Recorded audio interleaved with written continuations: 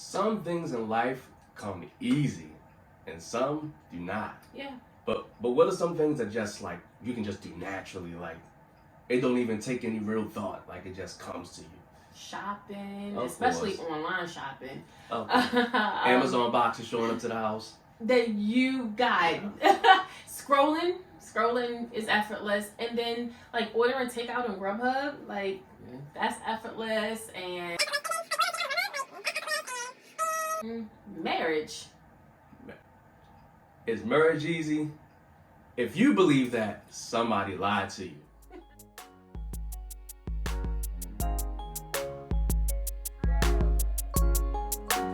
All right, guys, welcome back. I'm Gleacy. And I'm Al. And here, forever I do, y'all, we brag. Build relationships According to God. Yeah. So, they lied. Who Yes, lied? it is. Anybody that says that marriage is easy.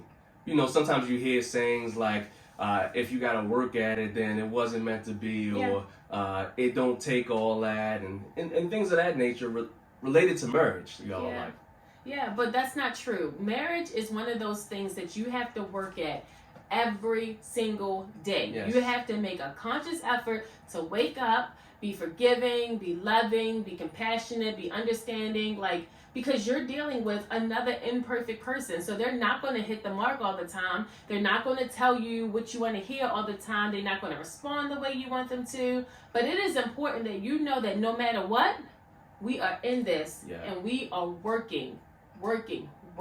Yeah, I mean, you hear some things, you hear people say things like it should just come natural and things like that. There are some things that will come quite natural in your marriage, but becoming one is not one of them. Yeah, but I know we kind of think of becoming one, like often we think of the act of sex or whatever, like the intimacy, like that is becoming one. While that's a part of it, becoming one too is like some of the things you were naming off, values, aligning them. Yes. Your values definitely have to align. And that conversation actually should start before you even get married. Absolutely. Like, I need to make sure that what is important to you is important to me. Like, you can't have somebody who has a value of, let's see, traveling the world and you're a homebody. I got a huge one. Like, you can't have a YOLO person. You only live once and they just feel like, you know, life is just meant to just one big party after another or whatever, spend whatever you bring in, and then the other person is trying to build a legacy. Yeah. Those two, like, oh, that's a great one. Yeah, it is not going to match it.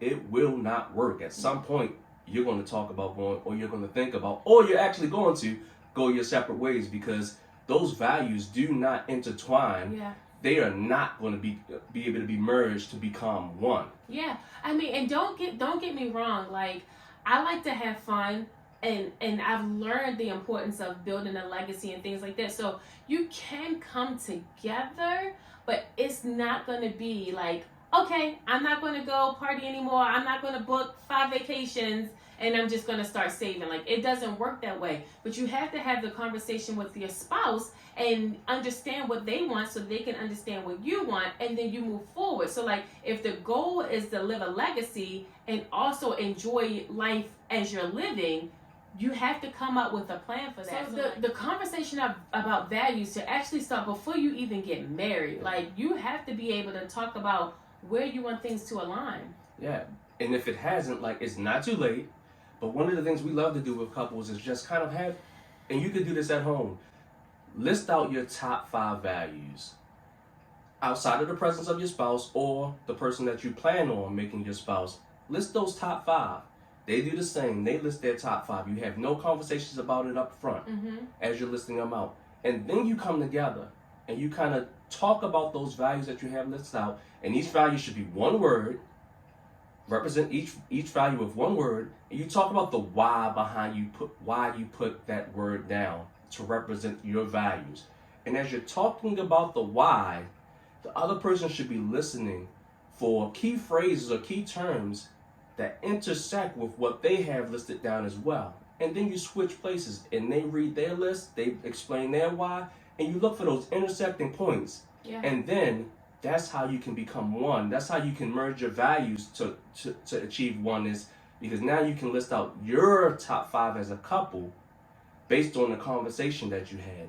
And at the end of the day, when conflict happens, when miscommunications happen. Because they will. Yes.